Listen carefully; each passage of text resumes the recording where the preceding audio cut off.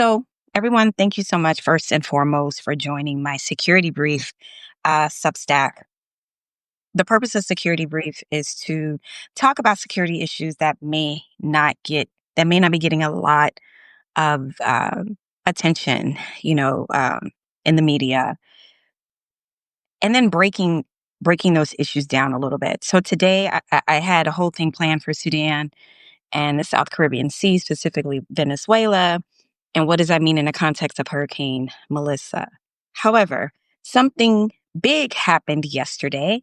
The President of the United States, I do believe, before going into a meeting with Xi, let me make sure that I have that part right. Right before walking into that meeting, yeah, minutes before beginning a meeting with the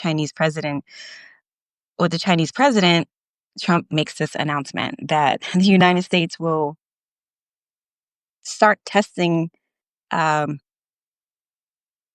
nuclear weapons after our 33-year gap. We have not done this for 33 years. So, what I'm here to talk to you about is why we haven't done that for 33 years. Something that's called arms control. That is what I do. So, this moment is uniquely suited to my skill set. Unfortunately, that was a nervous smile. Like, I'm not at all happy about that. Trust and believe.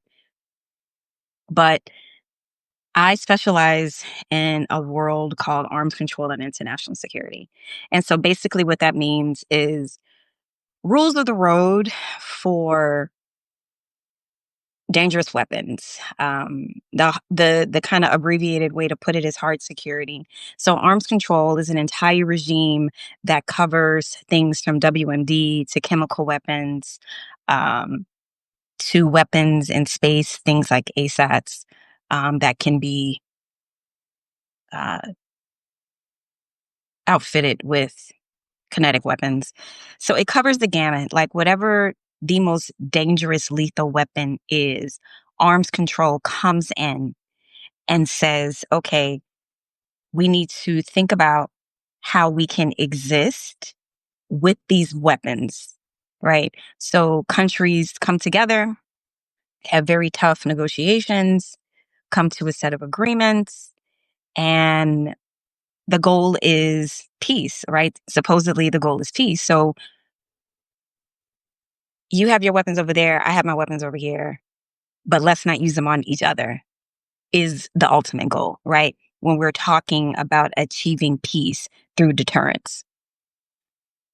So this is just such an interesting time for people like me because I remember teaching arms control and international security in Los Angeles before the world kind of went crazy, before Russia, invaded Ukraine through its front door and not through insurgents. You know, before October 7th and, what wound up happening with Israel and Gaza, before the world just kind of like students were not interested in arms control because for a lot of practitioners and for a lot of students, kind of like nuclear security is like a foregone conclusion. Like, what are we talking about? Isn't that pretty much a done deal? There are all these agreements and treaties in place, like, mutually assured destruction. No one in their right mind is going to be messing around with nukes, right? Kim Jong Un said, "Y'all hold my beer."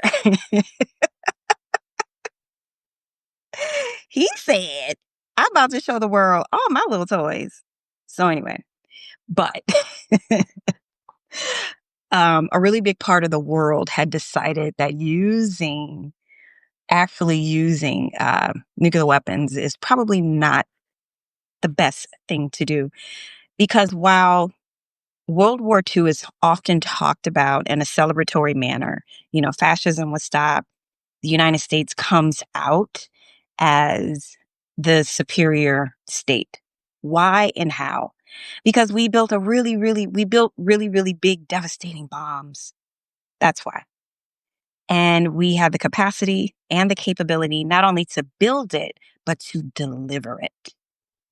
So to say that we were walking with a big stick is an understatement.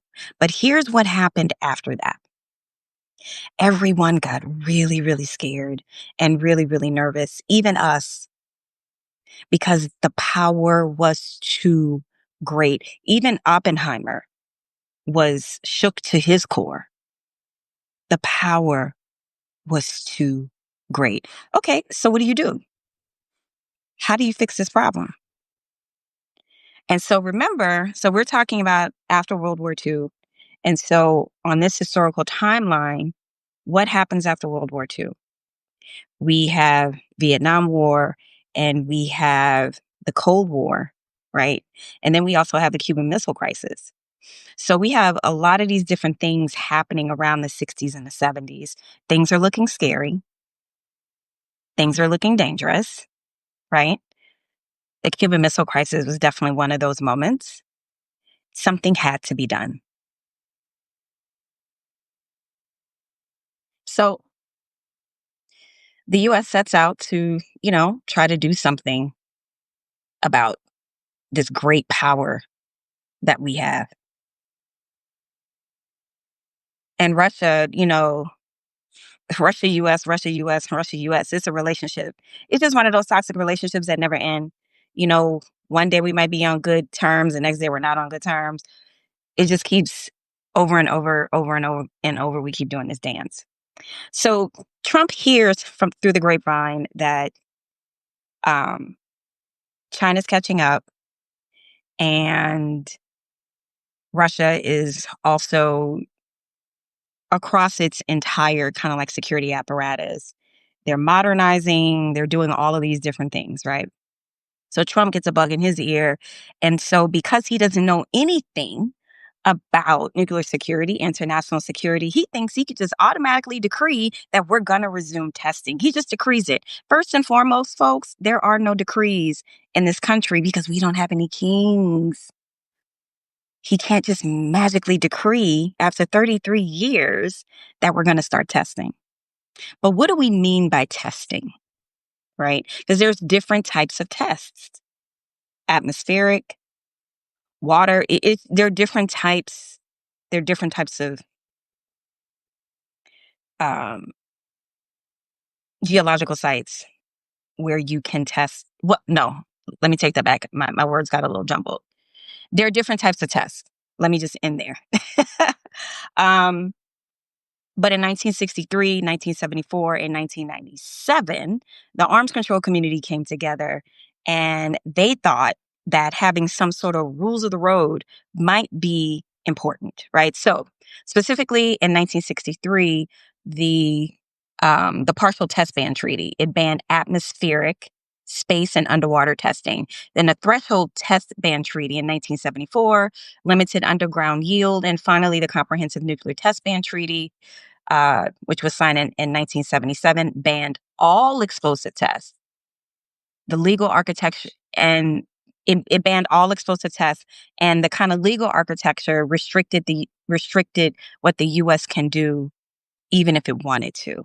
Right. So part of arms control is you come to the table and you have to give up something too. Everybody coming to the table and y'all are agreeing not to destroy each other. Everyone has to be held to some sort of account, right? I mean, and that's kind of like the goal. That's kind of like the goal. But before I continue to go on and go on,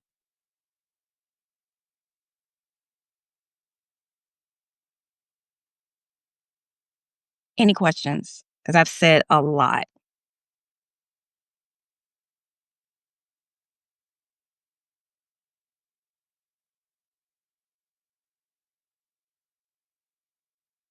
And I want to clear the record. Trump said something that was untrue.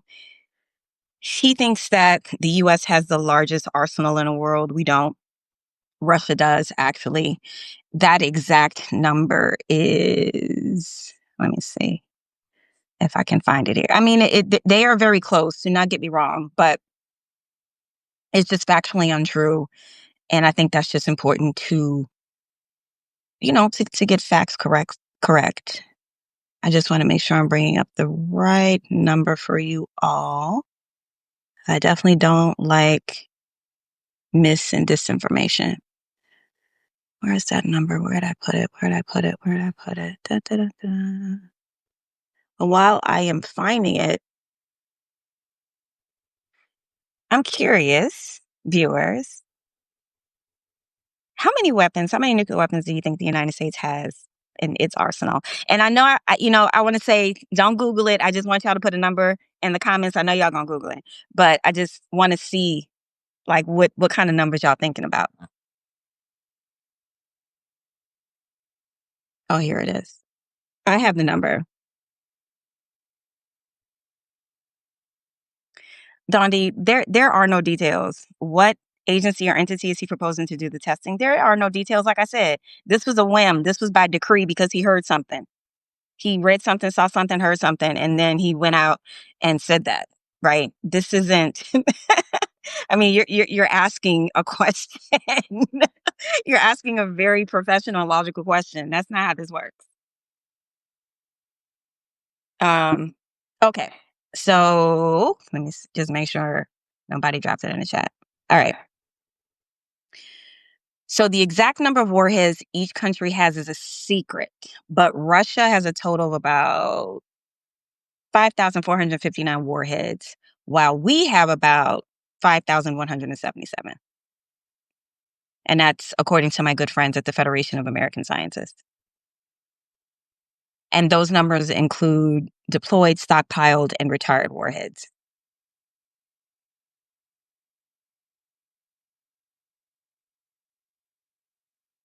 The Arms Control Association says that the US has a stockpile of 5,225 and that Russia has a stockpile of 5,580. The point being, Russia has a larger stockpile than us. It's old, um, very old. Most of their weapons are. Which is why this conversation about modernization has been happening a lot lately, especially since Trump 2.0, which many experts in this field are actually more aligned with modernizing um, our old capabilities. And, obviously innovating in different ways. And let me tell you, like nukes are not the only powerful weapons out there. I clearly study these weapons, but I also study conventional weapons. And one of the conventional weapons that I study, hypersonic missiles, glide vehicles.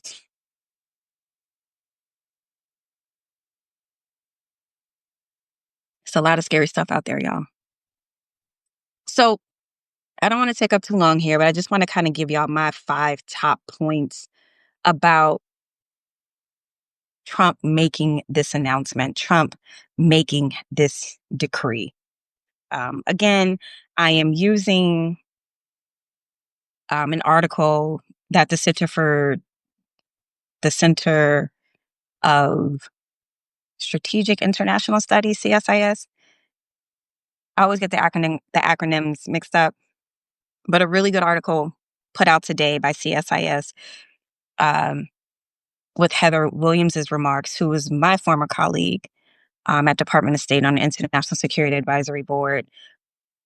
She is my go-to. Her few others, but Heather Williams is definitely one of my go-tos um, for these types of challenges, these types of security challenges.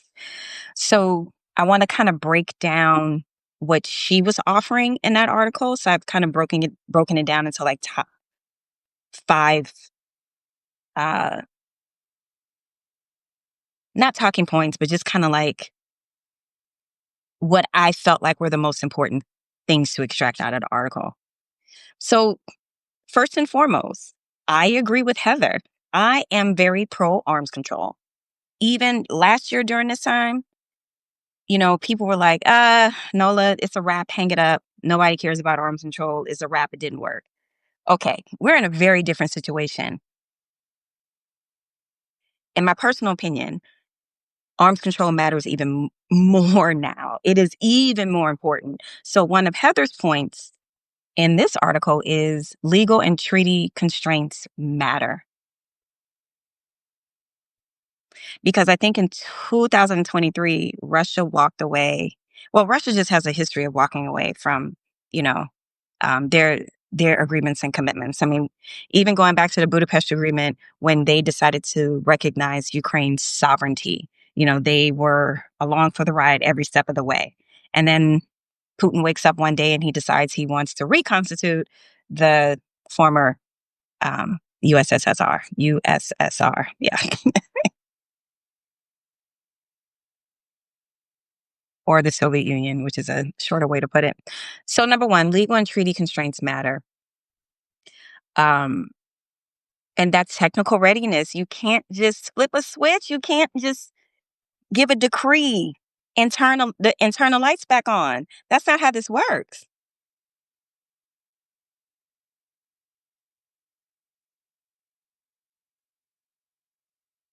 The National Nuclear Security Administration has maintained test readiness capability, but hasn't funded a separate program since 2010. So, in other words, what I'm saying is flipping that switch back on, it would take months to years, not days, y'all. So, yes, Trump is out there making decrees because he just thinks, I am king of the United States and of the world. I genuinely think he thinks he's king of the world. I genuinely think that. But there are processes, especially when we're talking about something so intense, so important, right? And then number three, is this just securitizing language? Is he just feeling himself because he's there and he wants to seem big and strong? Or, you know, does he think this is giving us some sort of strategic advantage? Um,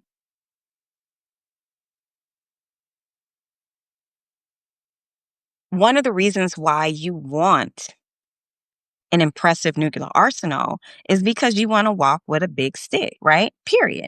That's why Kim Jong Un does all these testing, and he likes bringing out all of his toys to show the world what he has and all these different things. I mean, all of that pageantry, all of that is for a reason. Um, so it's flipping the light switch back on sends a message, but it's also about the hardware, right? It's about the technicality of it all.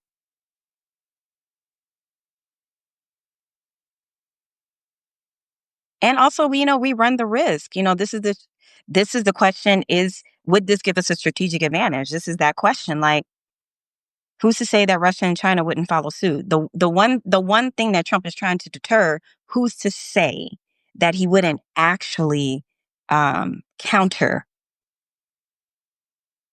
that goal by announcing to the world that we're going to resume testing? It may have adverse effects. Who knows? Well, actually, I do. I'm being a little bit generous with that statement. I mean, because in my personal opinion, this is not an administration that understands how to govern, and this is very dangerous and irresponsible to make a statement like this without any uh, conversations with experts in the field, talking about what it may take. Um, one of the things that this administration is doing in terms of morale is treating federal employees who do this kind of work basically like servants. Um, they are supposed to show up and perform according to his whim. That's not how this is going to happen. And number four, the fourth point that stood out to me was the U.S. doesn't need to technically test now. Um, the U.S. stockpile remains safe, secure, and effective under the existing moratorium.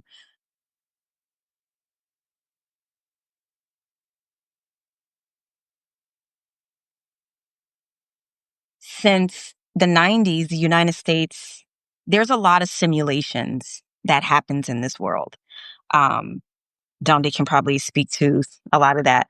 And those simulation tests they're very advanced and they have been very effective, is what Heather is arguing in this particular piece.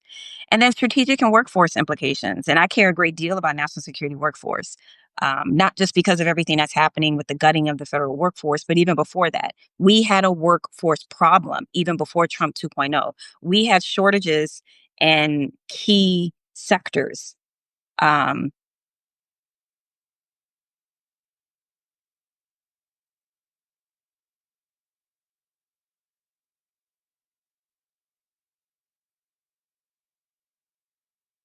and that pressure being placed on the workforce by making that public decree in the midst of all this chaos, y'all. This administration just kind of like recently gutted. I don't know if y'all remember this.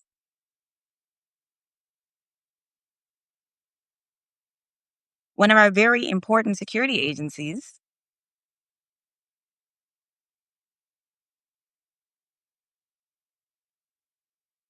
I don't know what, I mean, I haven't been in the State Department in almost a year. I don't know what's happening in areas of state where these questions, that deal with these questions. I haven't been in the Pentagon in a year, so I don't know anything about, I don't have any kind of like intimate information um, about what this chaos is doing to the existing workforce. But my point is this: even before now, we had challenges with, certain types of technical expertise. One example, building boats, building ships, big, large ships.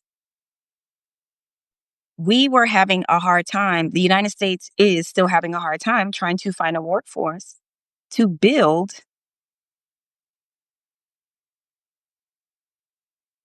that particular capability. And building boats is an important capability.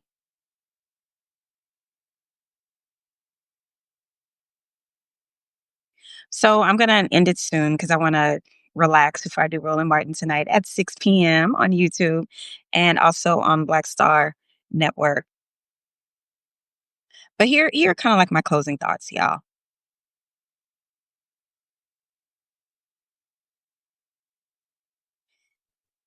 We are, politically speaking, this is dangerous. It is irresponsible. From a policy perspective,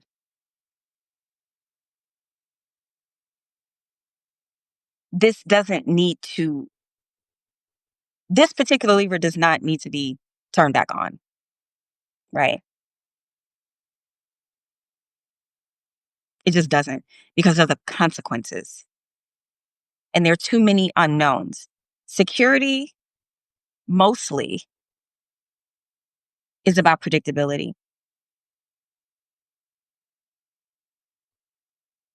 When things start getting a little too chaotic, it is hard to keep things secure. So you want to build in as much predictability into your infrastructure as possible. So with Heather, one of the things that Heather's getting at is, listen, we've had this system where we haven't tested in over 30 years. We have a series of powerful and sophisticated simulations that give us information that we're looking for.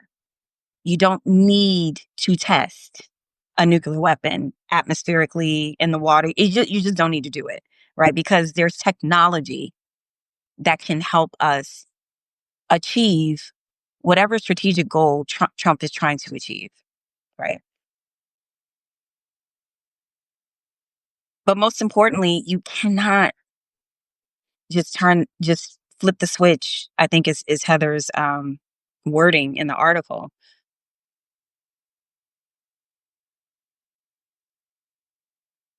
You need a combination of legal, technical, and strategic kind of like headwinds coming together and figuring out, you know, what's the best solution here. It cannot be by decree.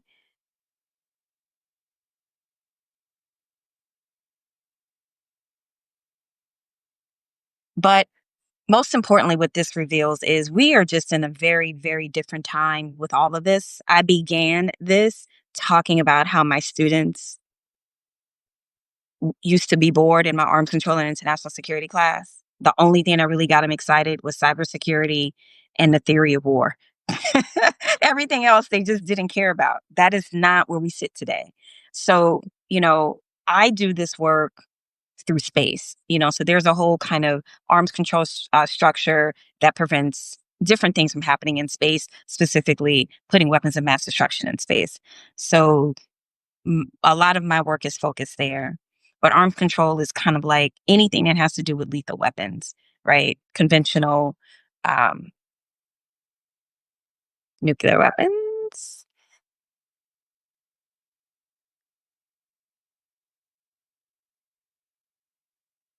Questions before I hop off.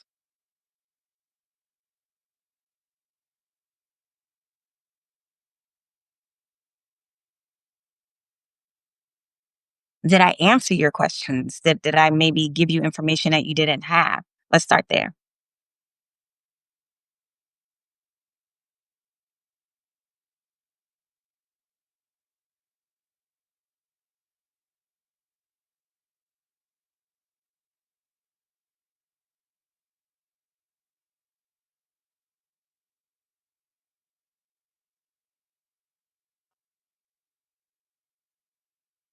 Well, I will keep you all informed. I've definitely been monitoring China and Russia's responses, but I just kind of wanted to come here and just use Heather's kind of really thoughtful and well written article to help unpack what is meant by testing, which, as I explained, there are different types of tests. And then also, perhaps it's a legal question.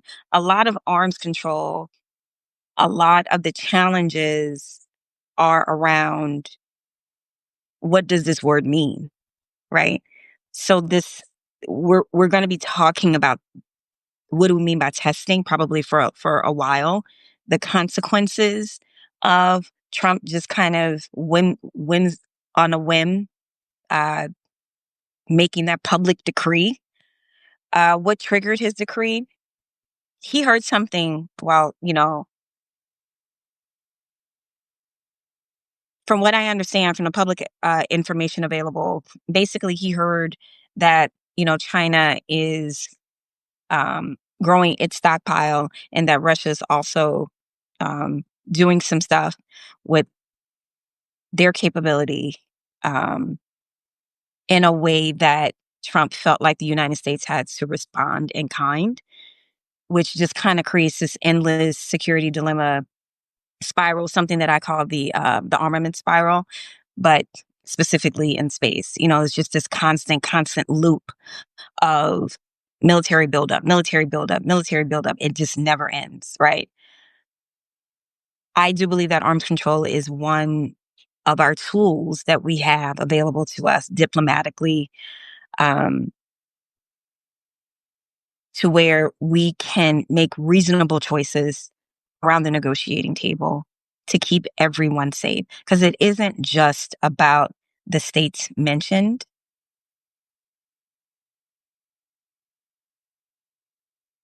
it's about countries who do not have these capabilities. Those countries and those people, depending on the states who do have that capability, to make reasonable choices, to make logical choices, not emotional, whimsical choices, especially when we are talking about something so serious and severe. We've seen the impact of these weapons. And before they were even put in the field, the communities, particularly in New Mexico, that suffered from the testing. We don't want to return to a world where communities are having to pay the price for testing.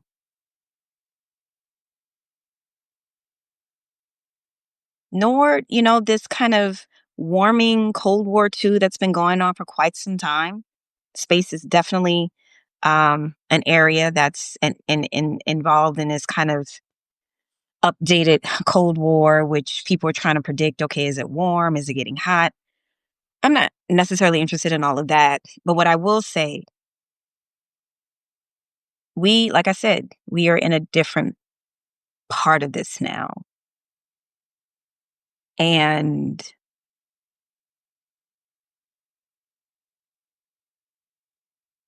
these men have shown us, not so much Xi, because China is definitely trying to position itself as the chief country and the chief diplomat, right? Trying to fill the void that the United States has definitely retreated from, because we are in a more of a deterrence first posture, where I will always advocate for diplomacy first. I will always advocate to sit around the negotiating table. I study these weapons.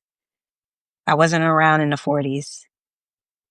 I've read everything. I've seen all the documentaries and talked to children of, survivors, like all the stuff that comes with being in this world.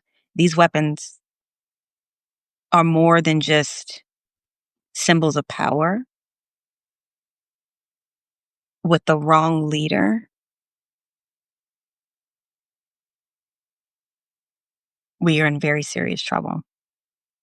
It's a very dangerous time. I'm not going to sugarcoat it.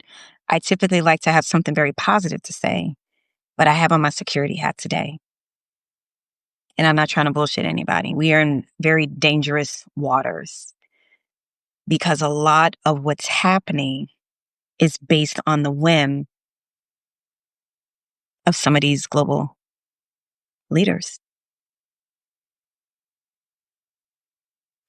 I'll leave it there. Like I said, I want to have a few minutes to myself before I do Roland Martin tonight at 6 p.m.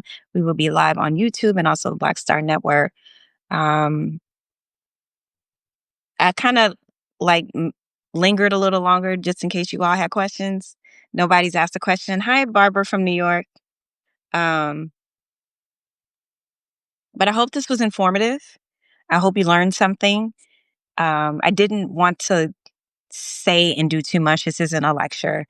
Um, but there is a legal framework in place. But unfortunately, I do want to mention this. There's one thing that is important. Although we do have the Comprehensive Nuclear Test Ban Treaty, I think us nor China ratified. We signed, but we didn't ratify. And that's a problem. That's a whole nother conversation for a whole nother day. But don't worry. This is a process. None of this can happen overnight. And I am pretty sure there will be a legal case or two about this, because this is no joke. You just can't govern by whimsy. You can't. All right, y'all. I hope I see y'all in the comments. Roland Martin, 6 o'clock p.m. All right. Well, talk to y'all later.